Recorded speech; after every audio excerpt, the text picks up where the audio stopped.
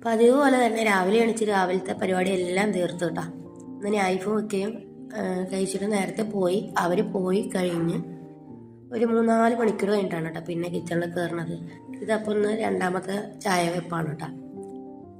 അപ്പോൾ ഉച്ചക്കേക്കുള്ള പരിപാടി നോക്കാൻ വേണ്ടി വന്നതാണ്. കാരണം ഇന്ന് വെള്ളിയാഴ്ച ആയതുകൊണ്ടൊക്കെ പള്ളിയിൽ പോയിട്ട് നേരെ അങ്ങോട്ട് വരും. അപ്പോഴത്തേനും ഫുഡ് ആക്കണം കേട്ടോ. സമയം ഇപ്പോൾ 12 മണിയായി.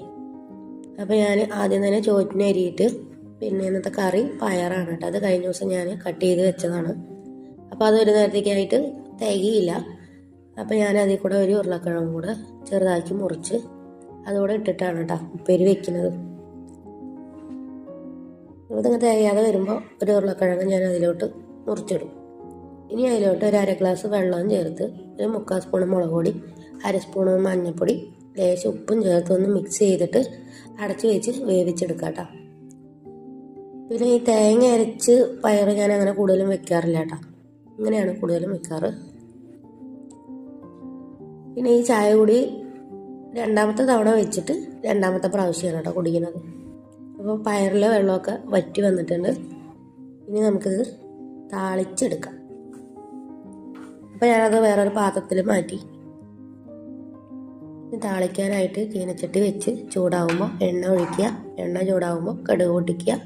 കടുക് നന്നായി പൊട്ടി വരുമ്പോൾ അതിലോട്ട് ചെറിയുള്ളി കറിവേപ്പിലയും കൂടെ ചേർത്ത് ഒന്ന് ബ്രൗൺ ഷെയ്ഡ് ആവുന്ന വരെ ഇളക്കി കൊടുക്കാം.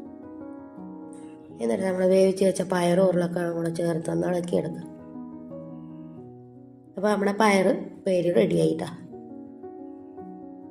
അപ്പോൾ രാവിലെ ഒന്ന് ഞാൻ കഴിച്ചിട്ടില്ലായിരുന്നു. ഇതെല്ലാം കഴിഞ്ഞിട്ട് കഴിക്കാമെന്ന് വിചാരിച്ചു കേട്ടോ. ഇത് തേങ്ങാ ചമ്മന്തിയാണ്.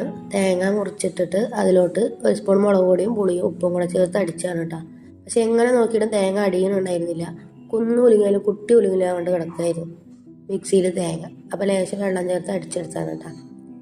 പിന്നെ ഇതെന്താ വെച്ചാൽ കഴിഞ്ഞ ദിവസം കടല വേവിക്കുമ്പോൾ കുറച്ച് കടല മാറ്റി വെച്ചതാണ്. അതൊന്ന് ഞാൻ വെറുതെ താളിച്ചെടുക്കുകയാണ് കേട്ടോ.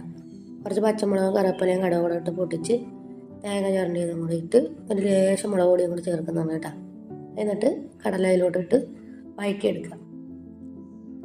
പിന്നെ ചാറ് കറി ഇന്നലത്തെ കുമ്പളങ്ങ കറി ഉണ്ടായിരുന്നു കേട്ടോ. അപ്പോൾ ചാറ് കറി ഇന്നൊക്കെ ആക്കിയില്ല. അപ്പോൾ നമ്മുടെ കടല ഇവിടെ സെറ്റായി വന്നിട്ടുണ്ട്. എന്നാൽ പിന്നെ എല്ലാവരും കൂടി ഇരുന്ന് ഫുഡൊക്കെ കഴിച്ചിട്ട് ഇനി ബാക്കി പരിപാടി നോക്കാമെന്ന് ഓർത്ത് ഞാൻ ഫുഡ് കൂടെ എടുത്തു കേട്ടോ. ഇത് കഴിഞ്ഞതും ഇനി ഫുഡ് കഴിഞ്ഞിട്ട് വേണം ബാക്കിയുള്ള എല്ലാ പരിപാടിയും ചെയ്യും കിച്ചണിൽ. അപ്പോൾ ഓക്കെ, ഫുഡ് കഴിക്കട്ടെ കേട്ടോ. അപ്പോൾ ഇതാണ് ഇന്നത്തെ സ്പെഷ്യൽ.